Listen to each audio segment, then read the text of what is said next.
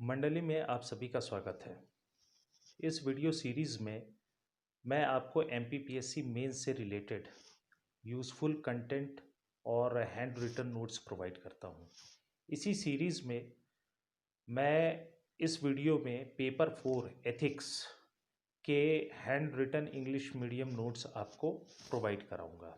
अब देखिए एथिक्स, ये जो पेपर 4 है, अगर आप इसकी मटेरियल को देखेंगे तो इंग्लिश मीडियम में इसकी डेफिशिएंसी है। और अगर आपको मटेरियल मिलता भी है तो बड़ा अप्रोप्रिएट नहीं है, और क्योंकि ये थोड़ी सी फ़िलॉसफ़ी से रिलेटेड सब्जेक्ट है तो इसमें चीज़ों को अगर सही तरीके से प्रेजेंट नहीं किया गया हो तो समझने में बड़ी मुश्किल होती है। तो इस चीज़ को ध्यान में रखते हुए मैंने ये कंटेंट प्रिपेयर किया है जो बड़े ही इजी लैंग्वेज में है और जिससे आप बड़ी आसानी से इसके कॉन्सेप्ट को समझ सकते हैं।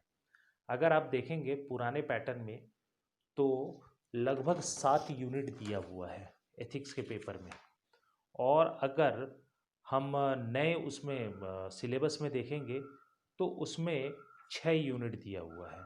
ठीक है, तो बेसिकली सिलेबस अगर आप देखेंगे पुराने और नए में तो दोनों में लगभग कंटेंट या जो मैटर है या जो यूनिट्स है लगभग सेम है। बस डिफरेंस ये है कि कुछ थिंकर्स जो है उसको कम कर दिया गया है और कुछ नए थिंकर्स को इन्वॉल्व कर दिया गया है। तो इस वीडियो में मैं थिंकर्स के पार्ट को नहीं ले रहा हूँ, उसके अलावा बाकी जितने भी पार्ट्स हैं उन सारे पार्ट्स को मैं कवर कर रहा हूँ। ठीक है ना, तो वो सारे पार्ट्स जो मैं कवर कर रहा हूँ उसको मैं दिखा देता हूँ। अब इसमें मैं एटीट्यूड, एप्टीट्यूड, इमोशनल इंटेलिजेंस, इन सारे को कवर कर रहा हूँ। उसके बाद human needs and motivation, corruption, ये सारा जो कंटेंट है इस वीडियो में मैं आपको कवर करूँगा। अब देखिए मैंने आपको जैसे बताया मेरे जो नोट्स हैं वो बड़े आसानी से समझ में आएंगे, तो उसका एक मैं सैंपल आपको दिखाता हूँ। यहाँ पर देखिए मैंने एथिक्स को डिफाइन किया है। तो मैंने बताया है कि ये वो ब्रांच है फिलॉसफी की जो आपको सही और गलत के बीच का फ़र्क बताती है।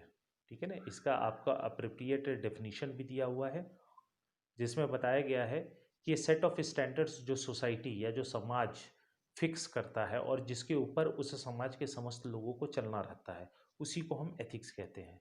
इसके बाद देखिए बिलीव्स, जिसको हम बोलते हैं मान्यताएं। तो मान्यताएं क्या होती हैं? तो ये आइडिया या किसी व्यक्ति का दृष्टिकोण या किसी ग्रुप का दृष्टिकोण हो सकता है।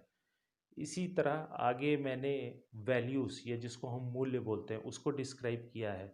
तो वैल्यूज़ क्या होती है? वही बिलीव्स जो थोड़े और लंबे या लास्टिंग होते हैं उसी को हम वैल्यूज़ बोलते हैं। ठीक है, तो ये सारे के सारे छोटे क्वेश्चन, ये भी छोटा एक क्वेश्चन है कि एथिकल एलिमेंट्स गवर्नेंस के अंतर्गत, क्योंकि देखिए क्या है अल्टीमेटली ये पीएससी के पेपर का सिलेबस है तो सारी की सारी चीज़ें गवर्नेंस से रिलेटेड होगी। तो एथिक्स एक अलग इंडिपेंडेंट आप बोल सकते हैं कि डिसिप्लिन है, लेकिन एथिक्स का यूज़ गवर्नेंस में कैसे है तो ये बड़ा इम्प्लीमेंटेशन या जो इम्प्लीकेशन है ये बड़ा ही इम्पोर्टेंट हो जाता है। तो यहाँ पर देखिए उस तरह के क्वेश्चंस को भी मैंने कवर किया है कि वो जो एथिकल एलिमेंट्स होते हैं उसका गवर्नेंस में क्या यूज़ होता है। तो देखिए गवर्नेंस में क्या मतलब कौन कौन से एथिकल एलिमेंट्स प्रेजेंट होते हैं। तो यहाँ पर देख लीजिए integrity, honesty, accountability, transparency, devotion to duty, ये सारे के सारे एलिमेंट्स है जो गवर्नेंस के अंतर्गत कवर होते हैं। इसी तरह आगे हम देखते हैं क्वेश्चंस में कि मोरल डायलेमा क्या होता है। अब देखिए क्योंकि अगर आप ब्यूरोक्रेट बनेंगे, ठीक है ना, तो ब्यूरोक्रेट की सबसे जो अहम या सबसे जो इम्पोर्टेंट काम होता है या आप बोल लीजिए सबसे डिफ़िकल्ट जो काम होता है वो होता है डिसीजन मेकिंग, यानी कि निर्णय लेना। और निर्णय तब बड़ा ही मुश्किल हो जाता है जब आपके पास डायलेमा हो, ठीक है ना, जिसको हिंदी में हम कहते हैं द्वंद्व। अब डायलेमा की स्थिति कब उत्पन्न होती है? जब आपके पास एक से ज़्यादा ऑल्टरनेटिव हो और उस ऑल्टरनेटिव में से आपको एक ऑल्टरनेटिव को चुनना हो, तब डायलेमा की स्थिति क्रिएट होती है। तो मैं आपको इस नोट्स में समझा दूंगा कि मोरल डायलेमा होता क्या है, उसके प्रकार कितने होते हैं, और इस डायलेमा से आप क्या क्या स्टेप्स लेकर इससे बाहर आ सकते हैं और एक इफेक्टिव डिसीजन मेक कर सकते हैं। ठीक है ना, तो इसमें ये सारा कुछ बताया हुआ है। उसके बाद हम देखते हैं एटीट्यूड। एटीट्यूड क्या होता है? तो इसमें ऑक्सफोर्ड डिक्शनरी ने क्या बोला है, कैम्ब्रिज डिक्शनरी ने क्या बोला है, और अगर आप इन दोनों का क्रक्स निकाल लें तो एटीट्यूड होता क्या है, ठीक है ना। एटीट्यूड के एलिमेंट्स कौन कौन से होते हैं, तो आपको मालूम होगा कॉग्निटिव, उसका एबीसी मॉडल है जिसमें अफेक्टिव, कॉग्निटिव और बिहेवियरल एस्पेक्ट होता है। तो वो क्या होता है, ठीक है ना। और एक बार अगर आपने एटीट्यूड फॉर्म कर लिया तो क्या वो एटीट्यूड चेंज हो सकता है, और चेंज हो सकता है तो क्या तरीके हैं जिससे वो एटीट्यूड को हम बदल सकते हैं, ठीक है ना। तो परसुएसिव कम्युनिकेशन हमारे सिलेबस में है ये, तो परसुएसिव कम्युनिकेशन के बारे में बताऊंगा, उसके क्या एलिमेंट्स होते हैं और उससे किस डिग्री तक या कैसे हम एटीट्यूड को शिफ्ट कर सकते हैं या चेंज कर सकते हैं।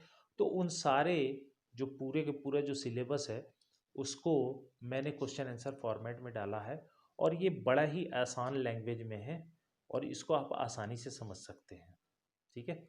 अब अगले वीडियो में मैं जो थिंकर्स हैं उसको लेकर आऊँगा।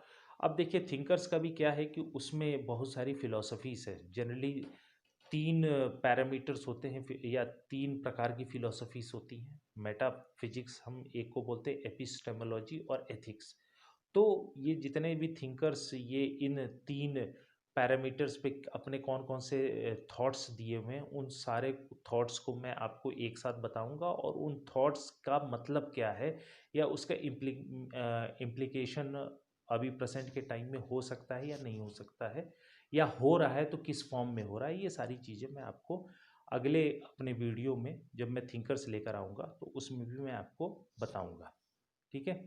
अब ये जो एथिक्स का ये जो नोट्स है जिसमें मैंने बाकी थिंकर्स के अलावा बाकी सारे यूनिट्स को कवर किया है, तो अगर इस नोट्स के संबंध में अगर किसी को और भी ज़्यादा जानकारी अगर लेनी हो तो मेरे इस नीचे दिए गए नंबर पे आप मुझे कांटेक्ट कर सकते हैं, जो कि 7869639315 है। तो इस वीडियो को लाइक, शेयर और सब्सक्राइब कर ले, और थैंक यू।